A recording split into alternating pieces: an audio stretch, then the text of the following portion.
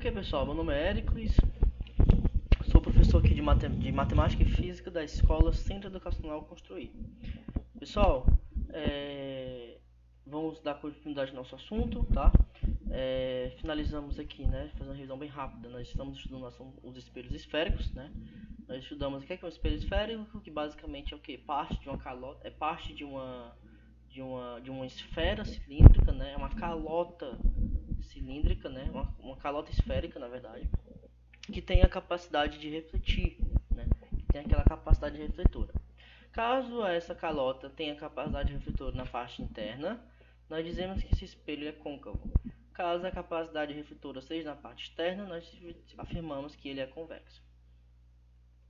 A gente vai dar continuidade, pessoal. Vamos falar aqui sobre os raios, tá? A prolongação dos raios, tá?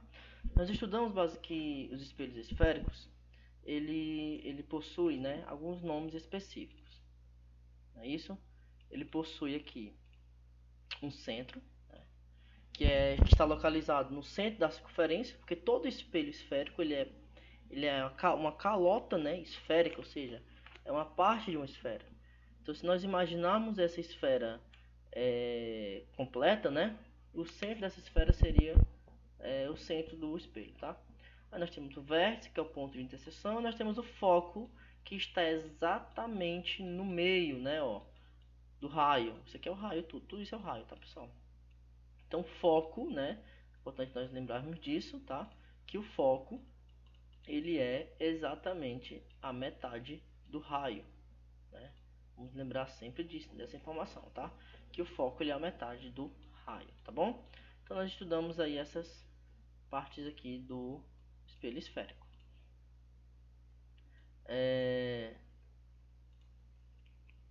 Deixa eu ver se não está passando, não.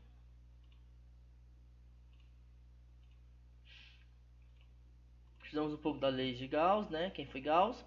E aqui tá o nosso primeiro tópico, pessoal. Aqui são a direção, né, dos raios, né? O sentido que os raios adotam na propagação, tá bom? Então, pessoal, supondo que aqui eu tenho raio incidente e aqui eu tenho raio refletor, né? O raio refletido. Caso esse raio incidente ele se dê de forma que seja paralelo a esse eixo aqui é chamado de eixo principal, né? Então, se esse raio incidente, ele tá aqui, ó, né? Se ele incidir paralelo a esse eixo principal, ele vai voltar, né? E o seu raio refletido, seu raio refletor, ele vai passar sempre pelo foco. Então, isso é o que diz a primeira propriedade.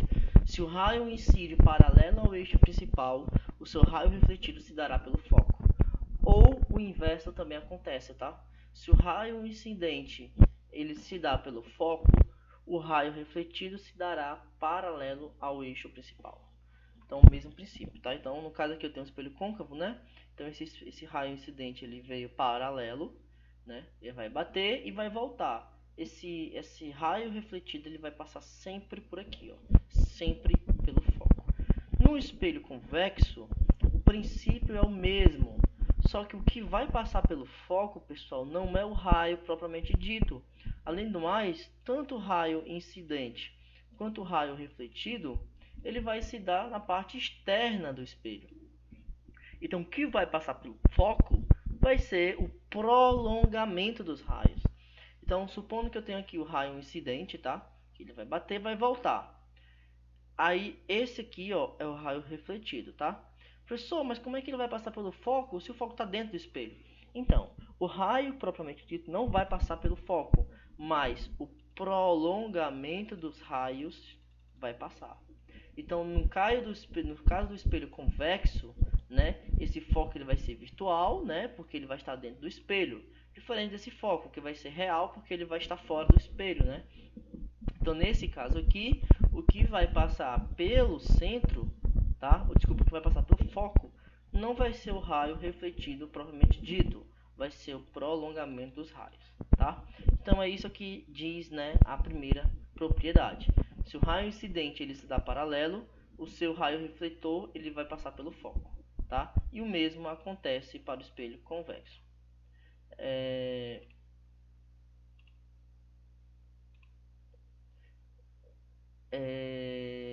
Aqui não tem imagem, tá, pessoal? Mas o inverso também acontece, tá?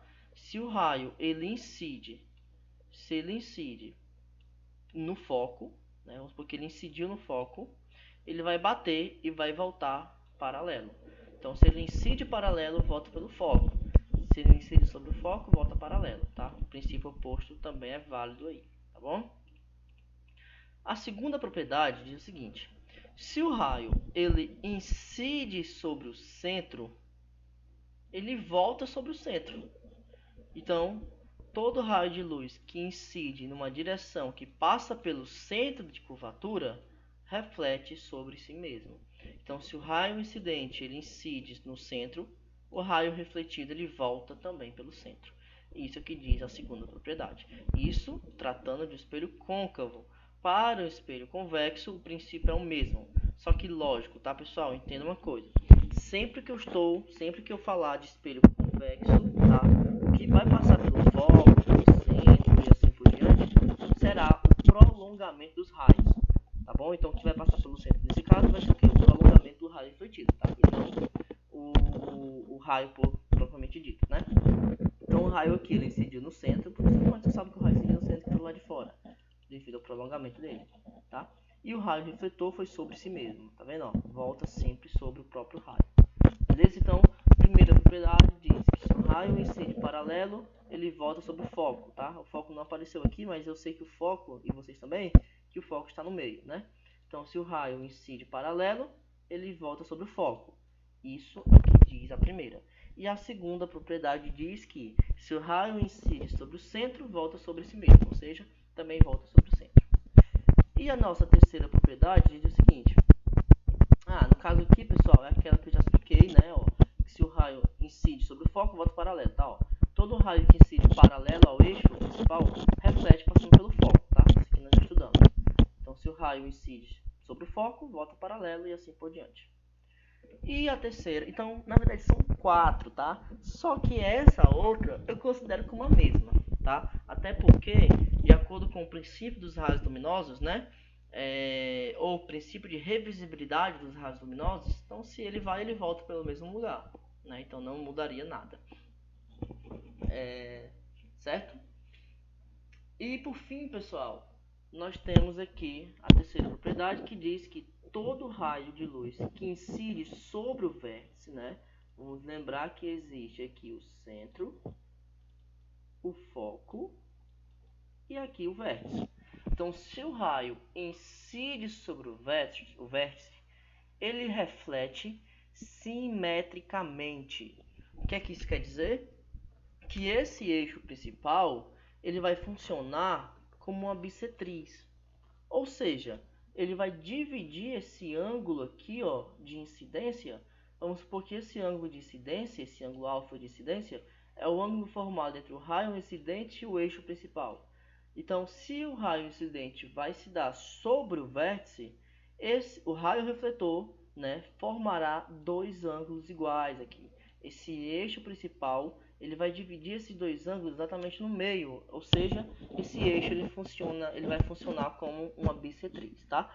Então todo raio de luz que incide sobre o vértice reflete simetricamente. Professor, isso não acontece em todos os outros casos? Não, tá, pessoal? Não acontece. Esse ângulo de igualdade, esse ângulo igual, ele acontece apenas quando o raio incidente se dá sobre o vértice. Quando o raio é no caráter, né, de um espelho convexo, acontece o mesmo fundamento, tá? O mesmo princípio.